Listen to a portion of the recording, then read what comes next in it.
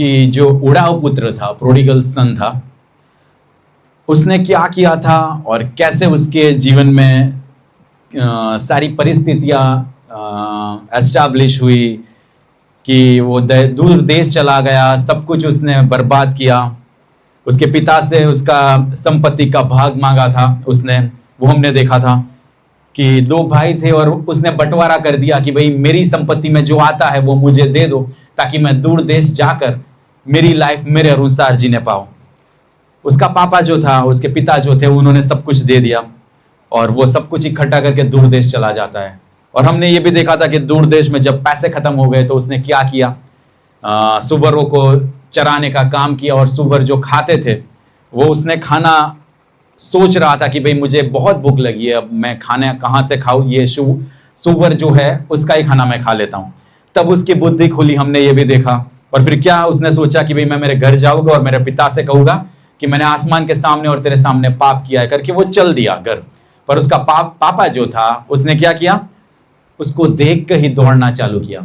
जब उसे देखता है पापा तो वो दौड़ता है। बाइबल में लिखा है, लूका रचित सुसमाचार 15वां अध्याय, तब वह उठकर अपने पिता के पास चला। वह अभी दूर ही था कि उसके पिता ने उसे देखकर तरस खाई और दौड़कर उसे गले लगा लिया। वो लड़का चल के उसके पिता के पास जाता है ये सारी चीज होने के बाद, पर उसके पिता जो राह देख रहे थे, उसके पिता जो उसकी इंतजार में थे, वो क्या करते हैं, दौड़ते हैं और दौड़कर उसे गले लगा लेते हैं। ये पिता का प्यार हमने देखा था। और फिर क्या किया, उसको अंगूठी पहनाए, उसके पैरों में जूते पहनाए, उसको नए कपड़े दिलाए और एक पले हुए एक एनिमल को, मतलब बछड़े को काटा और फिर उससे वो भोज तैयार किया, जो प्राणी था उसको काटा और उसके बाद घर के अंदर एक पार्टी हो रही है। ऐसा यहां तक हमने देखा था। हमने ये देखा कि प्रभु जो है वो कैसा भी हमारा पाप क्यों ना हो, हमें माफ कर सकता है, हमें छुड़ा सकता है सारी चीजों से। और आज प्रभु के पास अगर आप आओगे तो प्रभु हमें कोई भी परिस्थिति क्यों ना होगी उससे हमें छुड़ा लेगा, बचा लेगा। न केवल छुड़ाएगा, बचाएगा, अपना बेटा भी बनाएगा और पहले जैसा प्यार भी करेगा। वो अंगूठी मतलब उसकी जो भी रिस्पॉन्सिबिलिटी बच्चे की थी, वो ऐसा नहीं, वो तो सोच के गया था कि भाई मैं अब क्या है, मैं दास के समान अब रहूंगा। पर उसके पापा ने क्या किया, उसके बच्चे की समान ही उसको रखा और सारी चीज अच्छे से यहां हो रही है। आज इसके आगे हम देखेंगे, इतना हमने देखा था बीते दिनों में, आज इसके आगे हम देखेंगे 25वीं आयत से हम देखेंगे आगे कि उसके बाद क्या हो रहा है। ये सारी चीज हो रही है, बच्चा लौट के आया है, घर में पार्टी चल रही है घर में, और जो भी ये सारे लोग एंजॉय कर रहे हैं। और यहां तक हमने देखा उसके पापा ने उसे एक्सेप्ट कर दिया और सब लोग नाच रहे हैं, गा रहे हैं। पर उतने में क्या होता है, 25 आयत से मैं आगे पढ़ूंगा। परंतु उसका जेठा पुत्र खेत में था। जब वह आता है, घर लौटता है, तो वो क्या देखता है, गाना बजाना और नाचने की आवाज वो सुनता है। जब वो घर आता है, लौटता है, तो क्या देखता है, गाने की, बजाने की, नाचने की आवाज सुनता है। और फिर क्या होता है, वो बड़ा जो पुत्र है वो एक दास को बुलाता है और उससे पूछता है ये क्या हो रहा है। दास को पूछता है 26वीं आयत में कि भाई ये क्या हो रहा है। वो सारी चीजों से अनजान है, क्योंकि उसने देखा है कि भाई मेरे पापा ने 2 भाग बांट दिए, जो संपत्ति थी उसके 2 भाग कर दिए हैं। छोटे को उसका पोषण दे दिया और मुझे मेरा पोषण दे दिया। अब बाप के पास इतना नहीं होगा जितना पहले था, क्योंकि ये जो लड़का था वो तो सारी चीजें खो दी है, उसने उड़ा दी है, और अब ये वापिस आ रहा है। फिर उसने दास को पूछा और 27वीं आयत कहती है, दास ने उससे कहा तेरा भाई आया है और तेरे पिता ने पले हुए बछड़े को कटवाया है, इसलिए कि उसका भाई उसे भला चंगा पाया है। पार्टी दी है उसके पिता ने, क्या किया है, पार्टी दी है, सबको बुलाया है। क्यों? क्योंकि उसे भला चंगा पाया है। यह सुनकर वह बहुत ही क्रोध से भर गया। क्या हुआ, उसे बहुत गुस्सा आता है, वो क्रोधित हो जाता है कि ये क्या हो गया, कि भाई मेरे पिता ने ये क्या किया, इसे तो नौकर की ओर से नौकर की तरह भी नहीं रखना चाहिए था। क्या हो जाता है यहाँ पे, वो क्रोधित हो जाता है। क्रोधित होता है और क्या कहता है, उसके पिता को उसने उत्तर दिया, बाहर खड़ा रहता है, क्रोधित तो हो गया है और बाहर खड़ा रहा है कि मैं अंदर नहीं जाऊंगा। ये जो भी प्रोग्राम आयोजित किया है पिता ने छोटे भाई की वजह से, तो मैं अंदर नहीं जाऊंगा, और बाहर खड़ा रहता है। और फिर उसे पिता को कहता है कि देखो, मैंने इतने वर्ष तेरी सेवा की, तेरी सेवा की, तेरी आज्ञाएं मानी, जो कुछ तूने कहा वो सब कुछ मैं करता रहा हूं, तेरी एक भी आज्ञा मैंने नहीं टाली, और जो भी तूने कहा वो सब कुछ मैंने किया। और तो अभी तूने क्या नहीं किया मुझसे? बोले एक छोटा एनिमल भी मुझे नहीं दिया कि वो लेके मैं एंजॉय करूं, काट के उसकी पार्टी करूं और मेरे दोस्तों को मैं ये खाना खिलाऊं या पार्टी दूं। ऐसा वो उसके पिता से बोलता है कि भाई तूने मुझे तो कुछ नहीं दिया, इतने सालों तक मैं तुझे विश्वासु रहा, इतने सालों तक तेरी आज्ञा मैं मानता रहा, पर तूने तो मुझे कुछ भी नहीं दिया। और अब ये तेरा छोटा बेटा वो क्लियरली बोलता है कि भाई वो सारी बदफेली में उसकी चीजें उड़ा कर आया है, जो भी उसका था उसने उड़ा दिया है, और अब आया है तो तू उसके लिए ये सारी चीज करता है। परंतु क्या होता है, परंतु जब तेरा यह पुत्र जिसने तेरी संपत्ति वेश्याओं में उड़ा दी और आया, तो उसके लिए तूने पले हुए बछड़े को काटा है। पिता के साथ ये आर्ग्यूमेंट हो रही है। और फिर आगे कहता है, उसने उससे कहा, पुत्र तू सर्वदा मेरे संग है। पिता क्या कहता है, पुत्र तू सर्वदा तो मेरे संग है, और जो कुछ मेरा है वो सब तेरा ही तो है। पिता उसे कहते हैं कि तू तो मेरे पास ही है, और जो भी अब मेरा रहा है अब इसका वापस बंटवारा नहीं हो सकता, अब जो भी है वो तेरा ही तो है। पिता उसे ये आश्वासन देते हैं और उसे बोलते हैं कि भाई तू ऐसा मत कर, आ जा, अंदर आ जा। परंतु वो क्या कहता है, गुस्से में है और नहीं जाना चाहता, और नफरत है, गुस्सा है, जेलसी फील कर रहा है कि ये क्या हो गया उसके साथ। पर यहां पे हम उसका कैरेक्टर देख सकते हैं।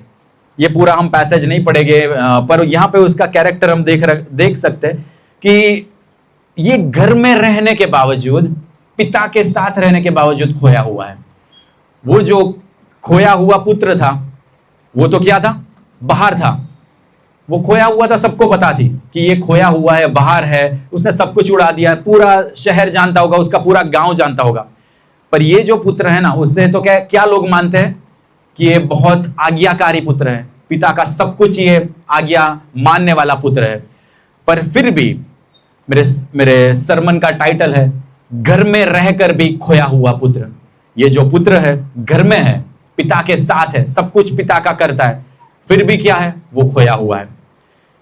प्रियो, आज भी हम देखते हैं कि किसी की तरक्की होती है, किसी की ग्रोथ होती है, किसी को प्रभु आशीष देते हैं, तो हमारा भी बिहेवियर या हमारा भी मनसा कुछ ऐसी ही हो जाती है कि प्रभु मैंने तो इतनी तेरी सेवा की, मैंने तो इतने उपवास रखे, मैंने तो ये नहीं किया तेरे लिए, मैंने ये किया वो किया। और वो कल का आया हुआ बंदा जो अब तक दारू पीता था, यहाँ पे लिखा है कि उसने वेश्याओं में पूरी संपत्ति उसकी उड़ा दी, उसको तूने ऐसी अच्छी रीति से उसके उंगली में सोने की अंगूठी पहनाई, पैर में जूता पहनाया और नए कपड़े पहनाए, उसको इतना अच्छा कर दिया है तूने, और मैं तेरी आज्ञा मानने वाला पुत्र हूं प्रभु, और मेरे साथ क्यों ऐसा? इतने सालों से मैं करता आया हूं, मुझे तूने कुछ नहीं दिया, और इन जो अभी अभी आए हैं उनके साथ इतना अच्छा कैसे होता है? तो प्रियो, ऐसे भी हम कभी सोचते हैं, पर यह गलत चीज है, हमको ऐसा नहीं करना चाहिए। ये मालिक है, जो प्रभु है अपना मालिक है, उसको पूरा राइट्स है, उसको पूरा राइट है कि किसको कितना दे। हम उसे पूछ नहीं सकते, हम उसे ये कह नहीं सकते कि उसके साथ ये हुआ, मेरे साथ क्यों हुआ। हम ये कहकर ये जेलस फील नहीं कर सकते। कुछ ऐसा ही ये बड़े पुत्र ने कहा, और कई और जगह पे हम ये देख सकते हैं। पर हम ये देखते हैं कि भाई जो बड़ा पुत्र था वो लूका रचित सुसमाचार 15वां अध्याय 28वीं आयत, हम क्या देखते हैं, जो बड़ा पुत्र था उसने क्या किया, क्रोधित हो गया, क्रोध में आ गया, क्रोध करने लगा। परंतु वो क्रोध में आके भीतर जाना न चाहता था। लिखा गया है कि वो क्रोध में आया और वो जो भी हो रहा था उसके अंदर जाना न चाहता था। हमने एक ये नेगेटिव एस्पेक्ट उसका देखा। दूसरा हम देखते हैं कि वो कंपेयर करता है कि देख मैं इतने वर्षों से तेरी सेवा करता आया हूं। उसने उसकी जात को, उसने उसकी वो जो भी करता था उसका कंपैरिजन वो छोटे भाई से किया कि भाई मैंने तो इतना सारा किया तेरे लिए, पर तूने मेरे लिए क्या किया, वो कंपेयर कर रहा है। फिर आगे क्या कर रहा है, वो अनुग्रह से जलने लगा। उसके पिता ने जो उसके छोटे पुत्र के ऊपर अनुग्रह किया, ग्रेस दिखाई, उससे वो जलन करना चालू कर देता है। ये कहां देखते हैं? 29वीं आयत में हम देखते हैं कि तूने मुझे कभी मेरे मित्रों के साथ खुशहाली मनाने के लिए कुछ भी नहीं दिया, पार्टी करने के लिए मुझे कुछ भी नहीं दिया, और ये इसने जो सब कुछ उड़ा दिया उसके लिए तूने ये किया, करके ये जेलस फील करता है उसके भाई के प्रति। और हम ये देखते हैं कि ये चीज उसको नहीं करनी चाहिए थी, क्योंकि सब कुछ उसके पापा ने बोल दिया कि भाई सब कुछ जो है वो तेरा ही है। उसने अपने भाई को, आगे क्या कहता है, उसने अपने भाई को अपने भाई मानने से इनकार किया। वहां क्या लिखा है? 30वीं आयत में क्या लिखा है? परंतु जब यह तेरा पुत्र, उसके पिता को बोलता है, ये क्या? तेरा पुत्र, मेरा इससे कोई लेना देना नहीं है, अब तेरा पुत्र है, मेरा भाई है, ऐसा भी बोल सकता था, उसने नहीं बोला। उसने अपना भाई बोलने से भी उसे इनकार कर दिया। वो उसका सगा भाई है। यहां लिखा है कि एक पिता को 2 पुत्र थे। कजिन नहीं था उसका, उसके चचेरा भाई, ताऊ का लड़का, ऐसा कुछ नहीं था, उसका खुद का खून था। फिर भी वो क्या कहता है कि ये तेरा पुत्र, अब मेरा संबंध नहीं है। इसमें से हम समझ सकते कि वो कितना नेगेटिविटी में, कितना जेलस फील कर रहा होगा, कितना दोष वृत्ति में आ चुका है कि भाई इससे अब मैंने सेल्फ राइचियसनेस में आ गया कि मैंने इतना सब किया और सब व्यर्थ रहा। उसने सब कुछ पिता के लिए किया, पर बोलता है कि मैंने जो भी किया वो व्यर्थ रहा। आज भी हम लोग कभी ये करते हैं कि भाई प्रभु मैंने तेरे लिए इतने साल मेहनत की, मैंने इनकी तरह ये नहीं किया, मैंने इनकी तरह वो नहीं किया, पर प्रभु अपना दिल देखता है। प्रभु कहता है कि भाई ये इसने जो भी किया ना, सबके सामने, पूरी दुनिया के सामने किया।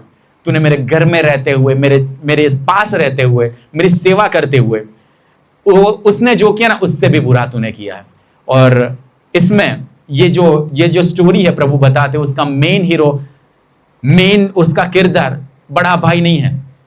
स्टोरी का नाम ही है उड़ाऊ पुत्र। कौन सा पुत्र? उड़ाऊ पुत्र, जो छोटे बेटे की कहानी है, जो नेगेटिव रोल है, पर उसको प्रभु ने पॉजिटिवली इसके अंदर दिखाया है कि भाई उसने ये सब तो किया, पर इसके बावजूद वो प्रभु के पास आया, उसने माफी मांगी और प्रभु ने उसे एक्सेप्ट किया। पर ये दूसरा पहलू, ये सिक्के की दूसरी साइड हम देखते हैं कि जो बड़ा भाई, जो सब कुछ अच्छा था, सब कुछ सही था, पिता के साथ ही था, वो शायद भाग सकता था, वो शायद चला जा सकता था, पर वो नहीं गया।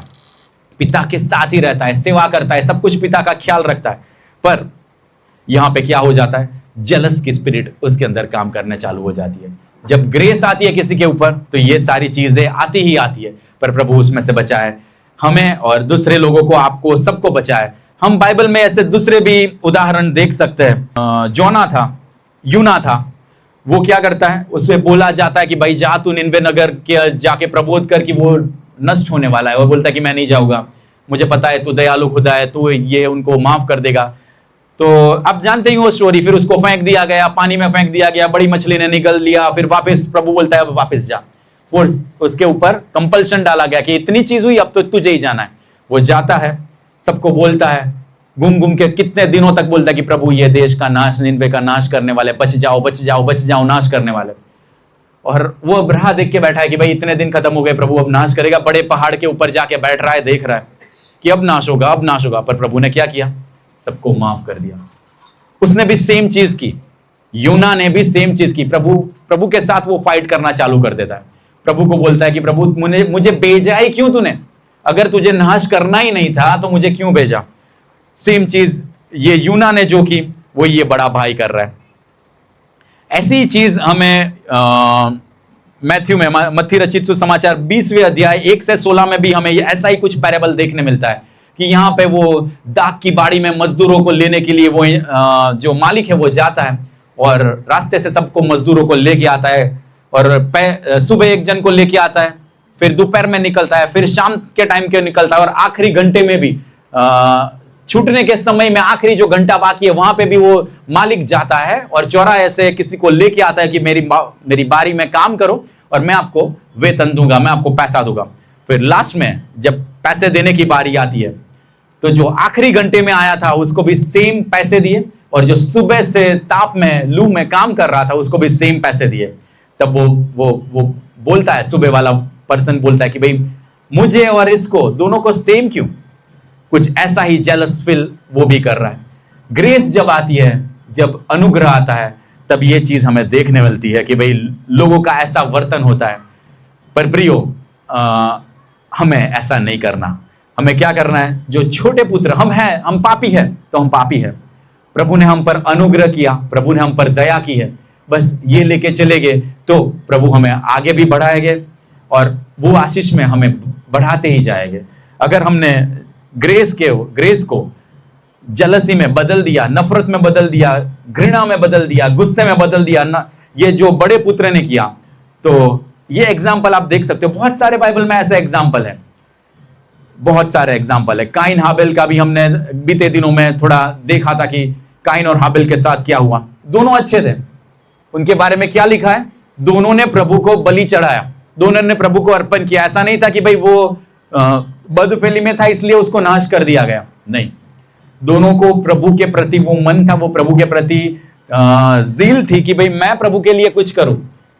पर एक का जो उसने चढ़ाया था, बलि चढ़ाई थी, उसका बछड़ा चढ़ाया था, तो वो एक्सेप्ट कर दिया प्रभु ने। एक का बर्न्ट ऑफरिंग जो था वो एक्सेप्ट कर दिया, और दूसरा जो था उसने खेतों में से कुछ फल चढ़ाए थे तो उसका एक्सेप्ट नहीं किया। और तब अगेन ये स्पिरिट ऑफ जेलसी काम करना चालू होती है कि इसके साथ अच्छा क्यों हुआ और मेरे साथ क्यों अच्छा नहीं, इसकी बढ़ोतरी क्यों हुई और मेरी बढ़ोतरी क्यों नहीं। और आप देखते हो कि उसका अंजाम क्या आता है। करने तो अच्छा गया था, करने वो क्या गया था? अच्छा गया था, प्रभु को अर्पण करने गया था, पर एक खूनी के तौर पे नए नियम में भी वो हम देख सकते हैं, उसके बारे में पढ़ते हैं कि भाई हाबिल का खून अभी भी उसके खून का बदला चाहता है। जो काइन ने किया था वो अभी भी नए नियम तक उसके क्या बोले फ्लैशबैक हम देख रहे हैं कि यहां तक उसकी कॉन्सिक्वेंसेस वो भुगत रहा है। ऐसा ही कुछ फरीसी और वो दानी टैक्स कलेक्टर के साथ भी होता है। वो फरीसी जो होता है वो प्रेयर करता है कि भाई मैं तो बहुत पवित्र इंसान हूं, मैं तो ये करता हूं वो करता हूं, और मैं ये टैक्स कलेक्टर पापी की तरह मैं नहीं हूं। प्रभु मेरा अर्पण तू ले ले, मैं जो अर्पण करता हूं तू रिसीव कर। और दूसरे हाथ पे वो जो टैक्स कलेक्टर होता है वो क्या कहता है? लूका रचित सुसमाचार 18वां अध्याय 9 से